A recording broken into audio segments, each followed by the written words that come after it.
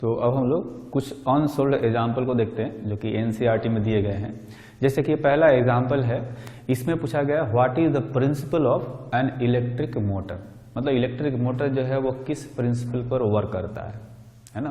तो दो तरह के जो है प्रिंसिपल होते हैं इस चैप्टर में हमने जो पढ़ा है। एक तो होता है मैग्नेटिक इफेक्ट ऑफ करंट और दूसरा होता है magnetic effect on current carrying conductor. ठीक है, एक तो होता है मैग्नेटिक इफेक्ट ऑफ करंट, मतलब करंट फ्लो कर रहा है तो मैग्नेटिक फील्ड प्रोड्यूस करेगा। दूसरा क्या होता है, दूसरा ये होता है कि अगर किसी एक्सटर्नल मैग्नेटिक फील्ड में एक करंट कैरिंग कंडक्टर को रखा गया हो तो उस पर फोर्स लगता है, फोर्स की वजह से वो मोशन में आता है। तो इस प्रिंसिपल पर ये वर्क करता है ना। तो कहते हैं electric motor works on the principle of magnetic effect on current carrying conductor. Current carrying conductor पर जो मैग्नेटिक इफेक्ट होता है उसके प्रिंसिपल पर यह वर्क करता है। इसमें होता क्या है, आपने देखा होगा जो हमने डायग्राम बनाया उसमें क्या था, एक रेक्टेंगुलर लूप था, उसमें हम लोग करंट फ्लो कराते थे, करंट फ्लो कराते थे और वहां पर एक मैग्नेटिक फील्ड क्रिएट किया गया था। तो उस मैग्नेटिक फील्ड की वजह से उस कॉइल पर, जो रेक्टेंगुलर कॉइल था, उस पर एक फोर्स लग रहा था इस तरीके से कि वो कॉइल रोटेट करने लगा, है ना। उसका एक साइड नीचे जा रहा है, एक साइड ऊपर जा रहा है, तो वो रोटेट करने लगता है और उस रोटेटेड जो कॉइल है उसमें एक शाफ्ट जुड़ा रहता है। जब कॉइल रोटेट करता है तो वो शाफ्ट रोटेट करने लगता है। उस शाफ्ट में हम लोग कोई भी ऑब्जेक्ट जो है अटैच करके उसको रोटेट करा सकते हैं, जैसे कि फैन होता है, फैन को हम लोग रोटेट करा सकते हैं, है ना। तो इसमें कहा गया when a rectangular current carrying coil is placed in a magnetic field, it starts rotating due to the magnetic force acting on it and shaft attached to the coil also starts rotating। ठीक है, तो shaft जो है वो भी rotate करने लगता है। इसके बाद आते हैं अगले एग्जाम्पल पर। इस एग्जाम्पल में कहा गया है what is the role of split ring in an electric motor. एक स्प्लिट रिंग होता है जो हमने इलेक्ट्रिक मोटर में देखा था, दो आधे रिंग थे, तो उनका क्या काम होता है। उनका काम ये होता है कि उनकी वजह से जो रेक्टेंगुलर लूप था उसमें करंट का डायरेक्शन रिवर्स हो जाता है ना। करंट का डायरेक्शन जो है वो आधे टाइम पीरियड बाद रिवर्स हो जाता है। आधा रिवोल्यूशन होता है तो उसका डायरेक्शन रिवर्स हो जाता है। ठीक है, तो आधे रिंग का जो मोशन होता है उसमें अलग डायरेक्शन में करंट फ्लो करता है, फिर आधे रिंग की तरफ जो होता है जब घूमता है आधा रोटेशन तो उसमें करंट का डायरेक्शन अलग हो जाता है।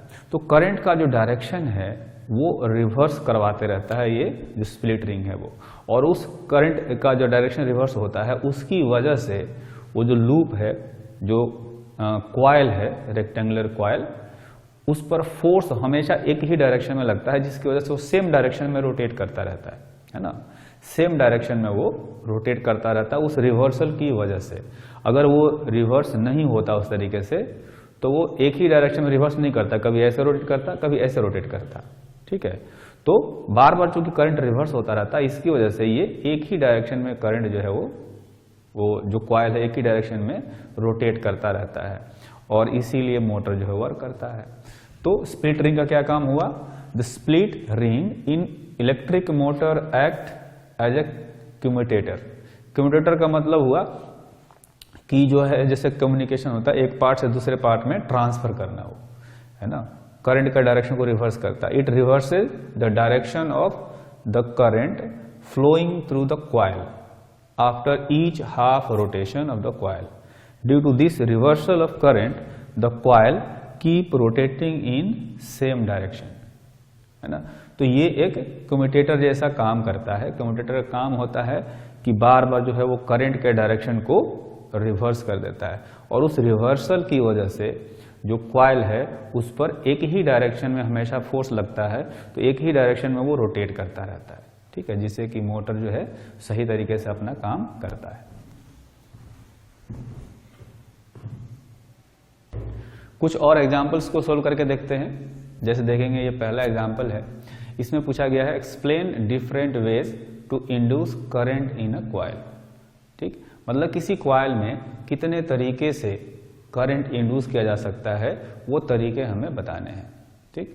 तो हमने पढ़ा थ्योरी में कि जो फ्लक्स है, जो मैग्नेटिक फ्लक्स है, वो 3 क्वांटिटी पर डिपेंड करता है, बी, ए, थीटा। बी मैग्नेटिक फील्ड, ए एरिया, और थीटा जो है angle between magnetic field and area vector होता है। ये तीनों चेंज कर सकते हैं तो करंट इंड्यूस होगा। अब ये तीनों क्वांटिटी चेंज करने के कई सारे तरीके हो सकते हैं, वो तरीके यहाँ पर हमने मेंशन किए हुए हैं। जैसे यहाँ बताया गया है current in a coil can be induced by following veg. पहला है bye rotating a coil in magnetic field. अगर कॉइल को रोटेट करते हैं मैग्नेटिक फील्ड में तो उसमें थीटा चेंज होता है, जैसा कि हमने इलेक्ट्रिक जनरेटर में देखा था, है ना। तो थीटा चेंज होने से फ्लक्स चेंज होता है, फ्लक्स चेंज होता है तो करंट इंड्यूस होता है। दूसरा है by keeping the coil and moving a magnet inside it. मतलब जो कॉइल है उसको रेस्ट पर रखेंगे, keeping the coil at rest and moving a magnet inside it. जैसे कॉइल है एक और मैग्नेट को पास में लाएंगे तो हम लोग क्या कर रहे हैं, मैग्नेटिक फील्ड चेंज कर रहे हैं। पास में लाने से मैग्नेटिक फील्ड का स्ट्रेंथ बढ़ेगा, मैग्नेट को दूर ले जाएंगे तो मैग्नेटिक फील्ड घटेगा। दोनों ही केस में करंट इंड्यूस होता है ना। तो अल्टीमेटली ये जो केस बताया गया इसमें हम लोग मैग्नेटिक फील्ड चेंज कर रहे हैं, ठीक। तीसरा केस है by moving the coil towards और away from a stationary magnet. इस बी का जस्ट उल्टा है, इसमें क्या कर रहे हैं, मैग्नेटिक फील्ड को स्टेशनरी रख रहे हैं और कॉइल को जो है मैग्नेट की तरफ ले जाएंगे या मैग्नेट से दूर ले जाएंगे। तो बी और सी एक जैसे ही केस है एक्चुअली में, है ना। तो मैग्नेट के पास में लाने से क्या होगा कि मैग्नेटिक फील्ड बढ़ रहा होगा तो करंट इंड्यूस होगा। अगर कॉइल को दूर ले जाएंगे तो मैग्नेटिक फील्ड घट रहा होगा तो भी करंट इंड्यूस होगा, है ना। तो इन दोनों में एक्चुअली में मैग्नेटिक फील्ड चेंज होगा और इसलिए करंट इंड्यूस होगा। जो डी केस बताया गया यह है by changing current in another coil near the given coil. जैसे दो कॉइल आसपास रखें, एक एक्टिविटी में हमने देखा था, दो कॉइल आसपास में है, एक कॉइल में करंट फ्लो करा रहे हैं, है ना।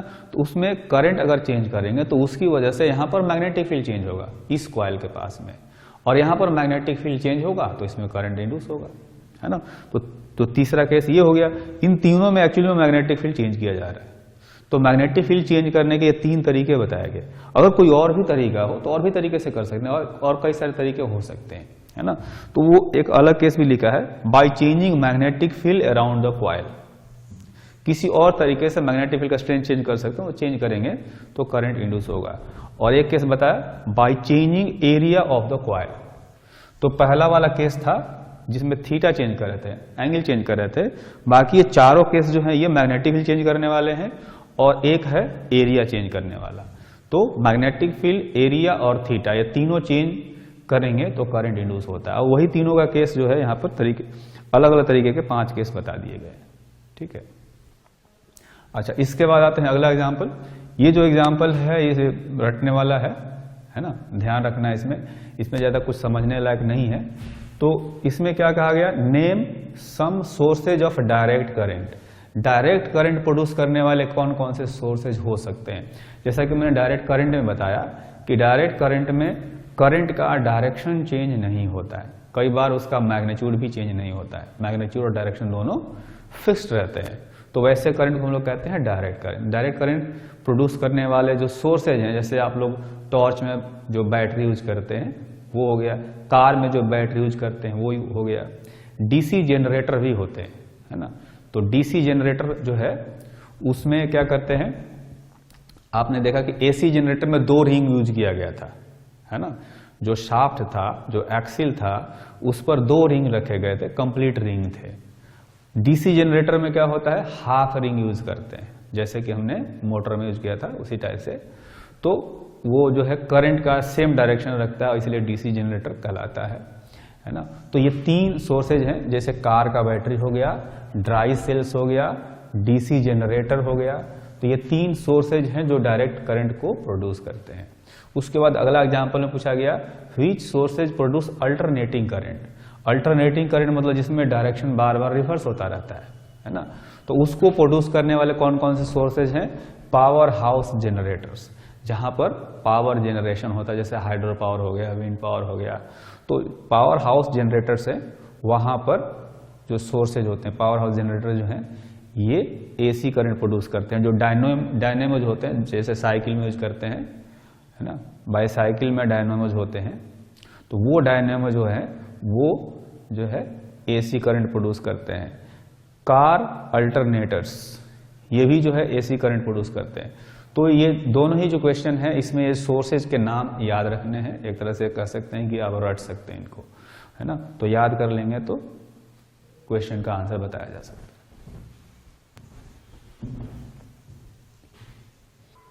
हमारे घरों में जो इलेक्ट्रिसिटी सप्लाई होती है तो वो सप्लाई सिस्टम जो है उसको हम लोग यहाँ पर अभी समझेंगे, है ना। हम लोग समझने वाले हैं डोमेस्टिक इलेक्ट्रिक सर्किट्स। तो उसमें आपने देखा होगा कि घर के बाहर जो है पोल से 2 वायर्स आते हैं, है ना। तो 2 वायर्स आते हैं, उनमें से एक जो है लाइव वायर होता है और एक न्यूट्रल वायर होता है, ठीक है। लाइव वायर का मतलब हो गया पॉजिटिव वायर और न्यूट्रल वायर का मतलब हो गया निगेटिव वायर, ठीक है। ये ध्यान में रखना है। और कई बार ऐसा भी होता है कि पोल से नहीं, अंडरग्राउंड केबल से ये दोनों वायर्स आ सकते हैं, है ना। तो ये दोनों वायर जो बाहर से आते हैं वो इलेक्ट्रिसिटी बोर्ड, एक फ्यूज होता है, पहले फ्यूज से पास करते हैं, फ्यूज से पास करते हैं, फिर एक इलेक्ट्रिसिटी मीटर आता है, इलेक्ट्रिसिटी मीटर आता है, फिर एक डिस्ट्रीब्यूशन बॉक्स होता है जिसमें कि मेन स्विचेज होते हैं, है ना, यहाँ पर। और इसके बाद यहां से जो लाइन निकलता है, जो 2 वायर्स निकलते हैं, वो 2 डिफरेंट सर्किट में डिवाइड किए रहते हैं, 2 डिफरेंट सर्किट्स में डिवाइड किए रहते हैं। एक जो होता है जो हाई पावर अप्लायंसेज होते हैं, जैसे कि गीजर हो गया, हीटर हो गया, कूलर हो गया, उनको चलाने के लिए अलग तरीके का एक सर्किट होता है जिसमें कि ज़्यादा करंट फ्लो करता है, 15 एम्पियर करंट फ्लो करता है। और एक सर्किट होता है जिसमें कि लो पावर वाले जो अप्लायंसेज होते हैं उनको जोड़ा गया होता है, उसमें जो है 5 एम्पियर का करंट फ्लो करता है, ठीक है। तो आप देखेंगे कि जितने भी अप्लायंसेज जोड़े जाते हैं वो सारे ये 2 वायर जो है ना, लाइव वायर और ये न्यूट्रल वाले, यानी पॉजिटिव और निगेटिव के बीच में जोड़े जाते हैं। तो ये दोनों जो है एक तरह से क्या करते हैं, ये पोटेंशियल डिफरेंस क्रिएट करके रखते हैं। इसका पोटेंशियल जो है एक तरह से फिक्स्ड है, इसका पोटेंशियल फिक्स्ड है। इन दोनों के बीच में जो पोटेंशियल डिफरेंस होता है वो 220 वोल्ट का होता है, ठीक है। इंडिया में, हमारे देश में जो है ये 220 वोल्ट का पोटेंशियल डिफरेंस क्रिएट करके रखा जाता है। और देखेंगे कि जितने भी अप्लायंसेज होते हैं वो इन्हीं 2 वायर के बीच में जोड़े जाते हैं। जैसे देखेंगे यहाँ पर एक अप्लायंस, एक स्विच जोड़ा गया है ना, और स्विच से यहाँ से आप प्लग लगा करके जो है फैन चला सकते हैं, कूलर चला सकते हैं, है ना। तो यहाँ पर 3 तरह के 3 जो है वो स्विचेज दिखाए गए हैं। एक्चुअली में स्विच न होकर के यहाँ पर आप बल्ब भी जोड़ सकते हैं डायरेक्ट, यहाँ पर बीच में, इन दोनों के बीच में ही जोड़ा जाएगा। यानी जो भी बल्ब हो या स्विच हो उसके बीच का पोटेंशियल डिफरेंस 220 वोल्ट रहेगा। तो ये कहा जा सकता है कि जितने भी अप्लायंसेज हैं, जितने भी अप्लायंसेज होते हैं सारे पैरेलल में होते हैं, सबके क्रॉस पोटेंशियल डिफरेंस 220 वोल्ट होता है, ठीक है। इसमें आप देखेंगे कि एक और वायर है, एक ग्रीन कलर का वायर दिखाया गया है ना, इसको कहते हैं अर्थ वायर। जैसे आपने देखा होगा कि आप कपड़ा प्रेस करने जाते हैं तो 3 प्लग वाला सिस्टम होता है ना, गीजर वाला भी 3 प्लग सिस्टम होता है। तो उसमें जो है इस तरह से 3 होल बने होते हैं। तो 2 होल तो होते हैं, एक पॉजिटिव निगेटिव के लिए, एक पॉजिटिव के लिए, एक निगेटिव के लिए, और एक होल होता है जो कि अर्थ वायर से कनेक्टेड होता है। वो किस लिए होता है, कुछ ऐसे अप्लायंसेज होते हैं जो मेटालिक बॉडी जिनकी होती है, मेटालिक बॉडी होती है, तो हो सकता है कहीं से जो है वायर जो है वो उसका इंसुलेशन जो है, बाहर से कवर लगाया रहता है ना प्लास्टिक का, वो प्लास्टिक का कवर कहीं से गायब हो गया, तो जो मेटालिक बॉडी है उसमें करंट आ जाएगा, करंट आ जाएगा और हम उसको यूज करेंगे तो हमें इलेक्ट्रिक शॉक लग सकता है। तो उस इलेक्ट्रिक शॉक से बचने के लिए ये अर्थ वायर यूज किया जाता है ना। अर्थ वायर जो है देखेंगे यहाँ पर जुड़ा हुआ है, ये जो बड़ा वाला होल है, ठीक। और ये जो वायर है सारे स्विचेज में से देखेंगे ये जोड़ करके ये घर के बाहर कहीं ले जा करके अर्थिंग किया होता है, मतलब कि अर्थ में उसको काफी नीचे दबाया गया होता है, ठीक है। तो ये क्या करता है कि जब भी अगर कोई मेटालिक बॉडी वाला अप्लायंस है उसमें करंट आएगा तो बहुत सारा जो करंट है वो ये अर्थ वायर खींच के ले जा करके अर्थ में जो है डाल देता है। मतलब हमारे बॉडी से कम करंट पास करता है तो हमें इलेक्ट्रिक शॉक नहीं लगता, या लगता भी है तो बहुत थोड़ा सा लगता है ना, बहुत ज़्यादा नुकसान नहीं होता। तो ये जो है एक तरह से सेफ्टी मेजर के लिए अर्थ वायर को यूज किया जाता है। तो मैंने अभी तक जो भी बताया आपको उसको मैंने यहाँ पर लिखा भी है ना। तो इसको देख करके आप समझ सकते हैं कि किस तरह से ये जो डोमेस्टिक सर्किट है, घरों में जो सर्किट बनाया जाता है वो कैसे काम करता है। यहाँ पर देखेंगे दिखाया गया है, ये लाइव वायर है मतलब कि पॉजिटिव वायर, न्यूट्रल वायर मतलब कि निगेटिव वायर, ये है इलेक्ट्रिसिटी बोर्ड फ्यूज है ना, और ये है मीटर, ये है डिस्ट्रीब्यूशन बॉक्स, और ये है लाइन वायर्स। लाइन वायर्स मतलब कि वो पतले पतले वायर्स होते हैं जिनके बीच में हम लोग बल्ब, स्विचेज या कोई अप्लायंसेस जोड़ते हैं, वो है। ठीक है, वही हो गया अर्थ वायर। यहाँ पर बताया गया है we receive supply of electricity through main supply. Main supply जो बाहर से आता है उसको हम लोग कॉल्ड मेंस, उसको मेंस भी कहते हैं, है ना। Either supported by electric poles, जो इलेक्ट्रिक पोल से बाहर से आते हैं, या नीचे अंडरग्राउंड से भी आते हैं, और बाय अंडरग्राउंड केबल्स। ठीक, one of the wire usually has red insulation cover, है ना। मतलब एक वायर इनमें से जो है वो उसमें रेड कलर का कवर लगाया होता है, प्लास्टिक का कवर होता है, तो रेड कलर का होता है, उसको हम लोग लाइव वायर कहते हैं, is called live wire. Live wire मतलब कि पॉजिटिव वायर, है ना। तो यहां पर देखेंगे ये लाइव वायर जो है रेड कलर से यहां पर दिखाया गया है। Another wire has black insulation cover, जो दूसरा एक वायर होता है जिसको न्यूट्रल वायर कहते हैं, इसका कवर जो है ब्लैक कलर का होता है ना।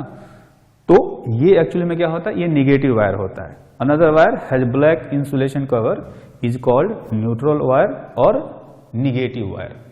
ठीक, आगे बताया गया these wires are connected to line wires. These wires are connected to line wires after passing through electricity boards fuse, electricity meter and main switch. ठीक है, जैसा कि डायग्राम में दिखाया कि ये दोनों वायर्स जो हैं वो इस लाइन वायर से कनेक्ट हो जाते हैं, है ना। कनेक्ट तो होते हैं लेकिन पहले ये फ्यूज से पास करते हैं, मीटर से पास करते हैं, और ये मेन स्विच से पास करते हैं। तो इन तीनों से पास करने के बाद लाइन वायर से कनेक्टेड होते हैं, ये यहां पर बताया गया है। ठीक, often to separate circuits are used, दो अलग तरीके के अलग अलग सर्किट्स यूज किए जाते हैं, है ना। 15 ampere current rating for high power appliances like geysers and coolers etcetera, है ना। और ये तो 15 एम्पियर वाला हो गया, एक होता है 5 एम्पियर का, है ना। And 5 ampere current rating for low power appliances like bulbs, fans etcetera. ठीक, और एक मैंने अगले जो है एक दूसरे तरीके के वायर के बारे में बताया, उसको हम लोग कहते हैं अर्थ वायर, है ना। इसका क्या काम है, earth wire has green colour insulation is connected to a metal plate deep in the earth near house, है ना। अर्थ में उसको अर्थिंग किया होता है, नीचे दबाया गया होता है, इसलिए it is a safety measure for using the appliances having metallic body to avoid electric shocks. ठीक, अब इसमें मैंने ये बताया कि जितने भी अप्लायंसेज होते हैं वो सारे पैरेलल में होते हैं। तो जब भी आप इसके बारे में क्वेश्चन में या किसी भी टेस्ट में लिखें तो ये जरूर लिखना है कि all the appliances are connected in parallel, है ना। All the appliances in the house are connected in parallel। ठीक है, पैरेलल का मतलब सबके क्रॉस जो पोटेंशियल डिफरेंस होता है वो 220 वोल्ट ही होता है।